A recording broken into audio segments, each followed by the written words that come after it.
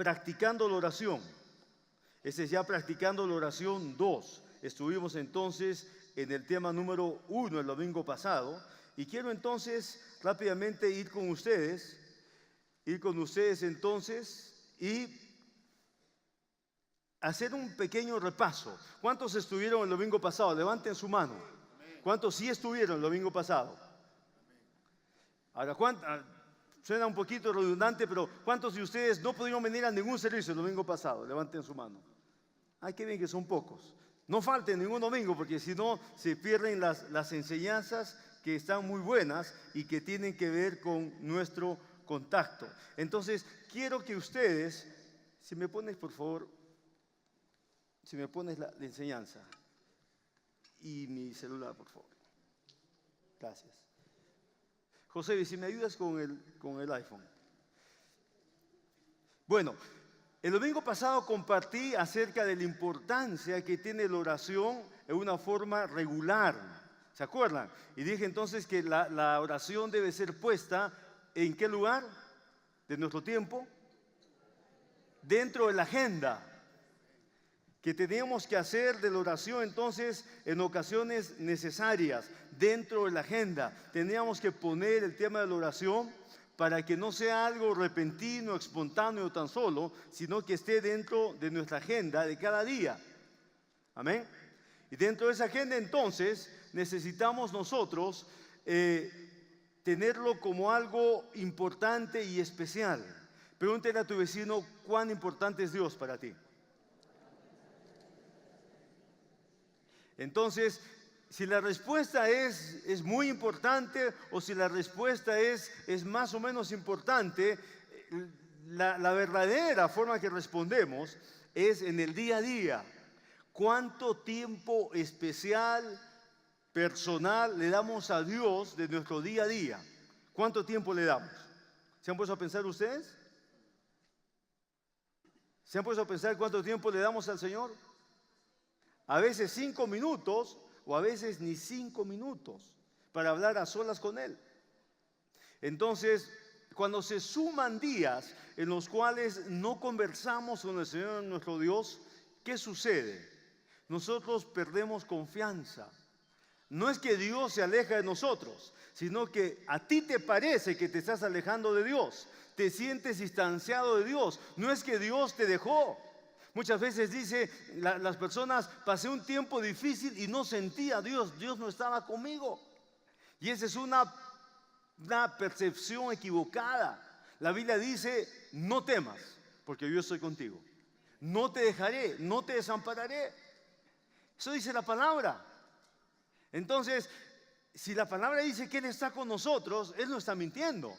Pero nosotros sentimos muchas veces, Dios se ha ido, Dios se ha distanciado. Y lo que pasa es que es nuestra perspectiva, porque nosotros nos hemos distanciado de tener comunicación con Dios. Y dijimos el domingo pasado entonces que la oración es comunicarnos con Dios, es sintonizar nuestro espíritu con su espíritu, es ponernos en armonía interna con Dios. Es más que pedir, es más que clamar. La oración entonces es acercarnos a Dios para tener comunión con Él, es acercarnos a Dios para estar en sintonía con Él y allí apreciarlo, allí alabarlo, allí adorarlo, allí también pedirle, ahí también creerle, ahí también recibir, ahí también clamar. Ahí tenemos entonces muchas clases de oración que si nos da el tiempo, las siguientes semanas enseñaremos algunas de ellas. Hay diferentes clases de oración y cada clase de oración tiene sus diferentes reglas.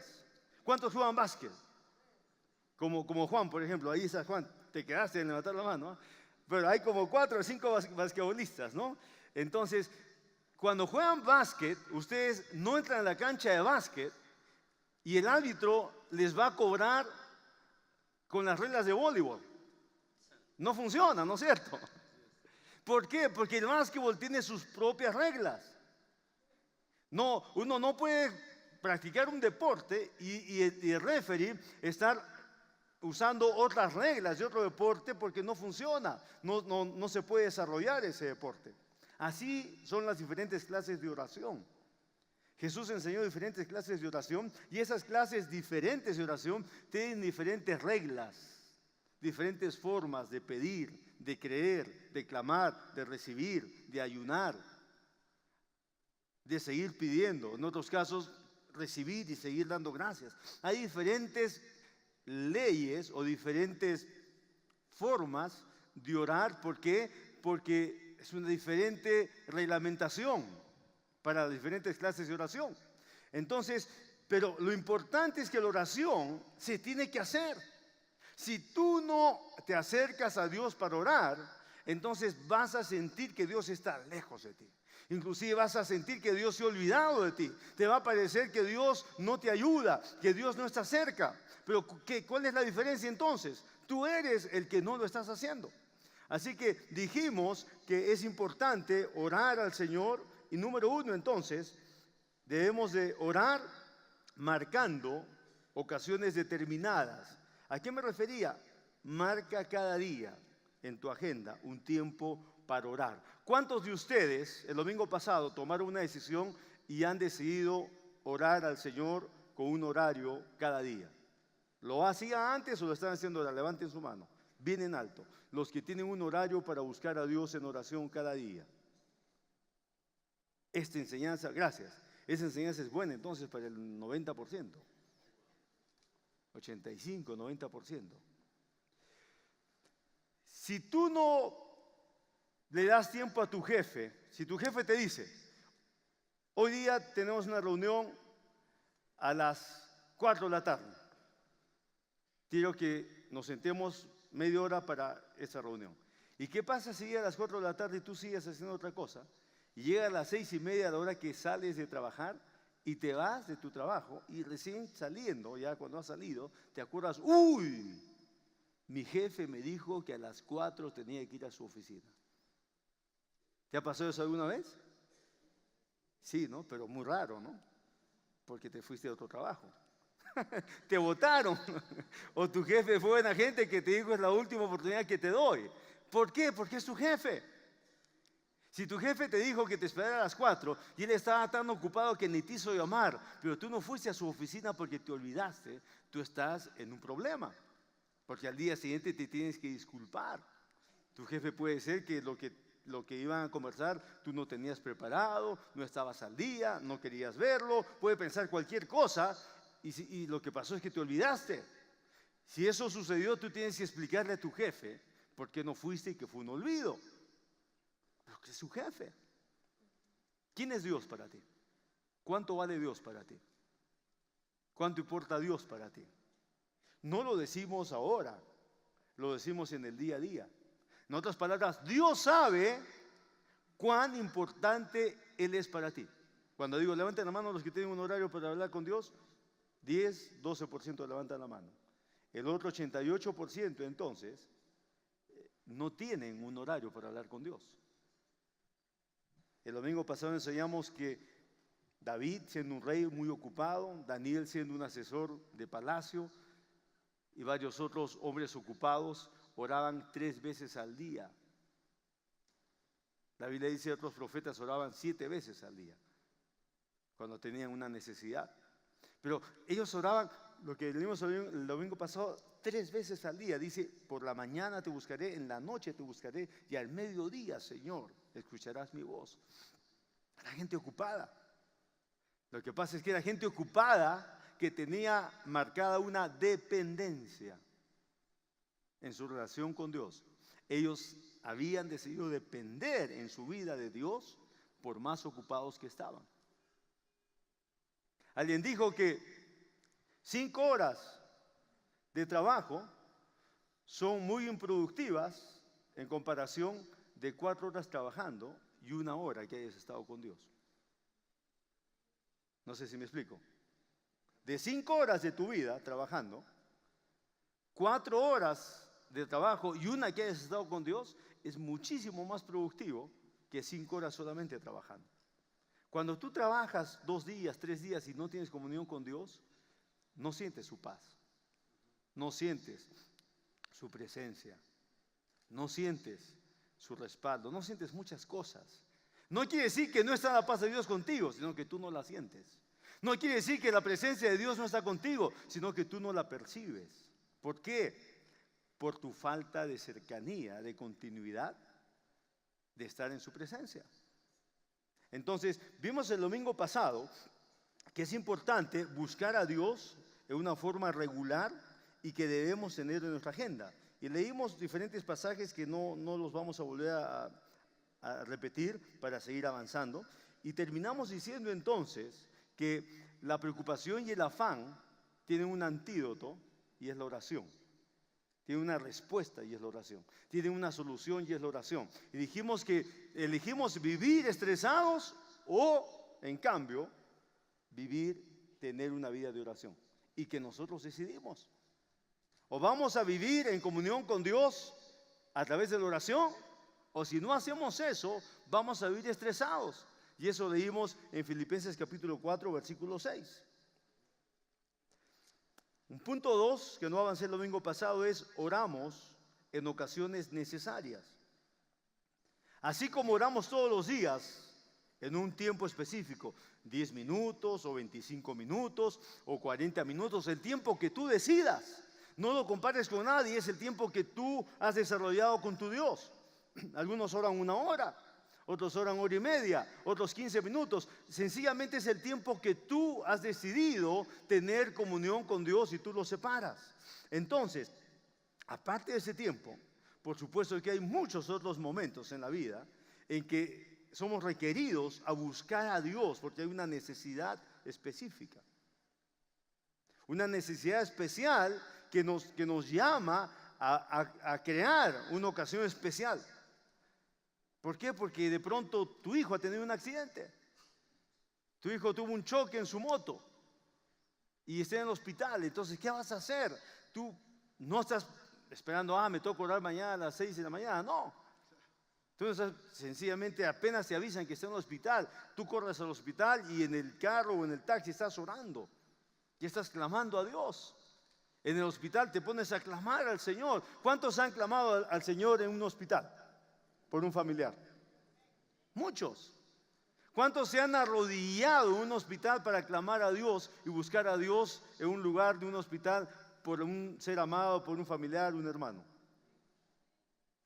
Yo me he orado con algunos líderes en hospitales. Me he ido a un lado para orar y clamar al Señor. Porque no podemos estar echando la culpa a Dios, es decir, ¿y por qué esa enfermedad? ¿Y por qué ese accidente? No, sencillamente ya se dio algo. Tenemos que buscar a Dios porque Él tiene la respuesta. Entonces, en momentos así, ya está la necesidad y buscamos a Dios en medio de esa necesidad. Hasta Jesús lo hizo. Dice Lucas capítulo 6, versículo 12, que Jesús tenía una necesidad importante de seleccionar a varias personas con un buen corazón. Pero Él quería definir. Dice, cierto día, poco tiempo después, Jesús subió a un monte a orar y oró a Dios toda la noche. Digan, toda la noche. Al amanecer llamó a todos sus discípulos y escogió a 12 de ellos. Tenía centenas de discípulos. Cuando Él eligió 12, quedaron más de 70 que no fueron elegidos. Él tenía que elegir entonces entre casi un centenar de hombres que tenían un buen corazón y eligió a 12. Dice, ¿cuánto tiempo oró? Tenía una necesidad y ya no quería postergar una semana más. Sabía que era el tiempo. Ya había visto muchos de ellos, ya conocía el corazón de muchos de ellos, ya había caminado con muchos de ellos, pero quería ya tomar la decisión y se quedó toda la noche orando con un fin específico. ¿Cuál era? Tener claridad para tomar una decisión, y al día siguiente escogió a 12 de ellos para que fueran apóstoles. Y sus nombres están allí, dice la palabra. Pablo, en diferentes circunstancias, vemos en el libro de Hechos cantidad de veces, vemos a Pablo clamando a Dios en diferentes situaciones. Y vemos cómo Dios respondía en circunstancias difíciles. En Hechos 16, 25 dice, alrededor de la medianoche, Pablo y Silas estaban orando y cantando himnos a Dios. Y los demás prisioneros los escuchaban. De repente hubo un gran terremoto y la cárcel se sacudió hasta sus cimientos. Qué tremendo, ¿no? Un terremoto solamente en la cárcel. ¿Se imaginan? No hubo terremoto en la manzana ni en la ciudad. No se cayeron casas, pero esa cárcel dice que se sacudía. Era un terremoto en la cárcel. Y en medio del terremoto todas las cadenas se hicieron trizas. se rompieron. ¿Por qué? Porque habían dos hombres, Pablo y Silas, que decidieron en esa medianoche. No esperaron 2 horas a que amaneciera. Estaban llenos de dolor, los habían castigado, los habían golpeado. Estaban como para llorar, estaban como para quejarse, como para decir: Dios, ¿dónde estás tú? Te estamos sirviendo, estamos predicando lo que nos has ordenado que prediquemos. La gente está siendo salva, la gente está siendo sanada, y encima de eso nos apresan, nos castigan con látigos y nos ponen en la peor celda, en la más húmeda donde hace frío, y nos ponen cepos en los pies. Estamos inmóviles, no podemos ni siquiera movernos y nos duelen las heridas. Eran para llorar. Ese cuadro era para llorar. Era medianoche. En lugar de llorar, ¿qué hicieron? Dice que ellos oraron a Dios y cantaban al Señor, alababan al Señor. Mientras oraban, alababan al Señor, y un terremoto vino. Dile a tu vecino: terremotos van a venir. Van a venir terremotos espirituales para sacudir y bendecir tu vida, para que cosas cambien. Hay situaciones que no cambian en tu familia, hay situaciones que no cambian de pronto en tus finanzas. De pronto estás con deudas y no sales de ellas y no sabes cómo salir. De pronto estás con problemas con tus hijos o en tu trabajo y no sabes cómo arreglarlos. Y de pronto buscas a Dios en una ocasión específica y va a venir un terremoto espiritual que va a cambiar la situación en tu trabajo, va a cambiar la situación en tu casa, en las relaciones con tu familia. ¿Pueden decir amén? Entonces esas ocasiones vienen y te mueven a que ores. Tienes que moverte a orar, porque otros se mueven a la queja, otros se mueven al lamento, otros se mueven a quejarse, se mueven a sentirse mal, al lamento, a la queja. Y no debe ser así. ¿Por qué? Porque nuestros sentimientos de pronto quieren moverse en esa dirección. Quéjate y ora. Quéjate con tu líder, quéjate con tus hermanos, diles que qué pasó con Dios, dónde estuvo, porque tú eres una buena persona, pero te pasa eso. Y muchas personas entonces se equivocan y son movidas por los sentimientos, y en vez de clamar a Dios, se quejan. Pero cuando hay situaciones difíciles, entonces vamos a buscar a Dios y vamos a tener, como Pablo, respuestas impresionantes de parte de Dios. ¿Pueden decir amén?